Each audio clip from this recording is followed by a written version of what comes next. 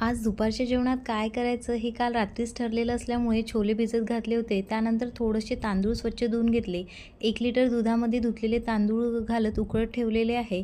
इकडे एक मोठा कांदा बारीक चिरून घेतला. त्यानंतर कुकरमध्ये थोडं तेल घालून काही खडे मसाले घातले. त्यात बारीक चिरलेला कांदा, 2 हिरव्या मिरच्या सगळं छान तेलात परतून झाल्यानंतर 1 टोमॅटो, 10 ते 12 लसणाच्या कळ्या, जिरं, आलं सगळं मिक्सरला बारीक वाटून यात मिक्स करून घ्यायचं आहे आणि तेलात छान परतून झाल्यानंतर हळद, तिखट, धने पावडर, कस्तुरी मेथी, छोले मसाला आणि मीठ घालून व्यवस्थित तेलात परतून घेतलं आणि त्यामध्ये छोले मिक्स करून 1 ग्लास पाणी घालून कुकरच्या 5 ते 6 शिट्या करून घेतल्या. दूध अर्धं आटल्यानंतर व तांदूळ शिजल्यानंतर त्यामध्ये साखर घालून परत 10 मिनिट उकळून घेतलं व ड्रायफ्रूट्स व केसर टाकून व्यवस्थित मिक्स करून गॅस बंद केला. सोबतच बनवलेल्या आहे पुऱ्या. मस्त असा माझा हेल्दी आणि टेस्टी लंच तयार आहे. व्हिडिओ आवडला असेल तर लाईक, शेअर अँड सबस्क्राईब.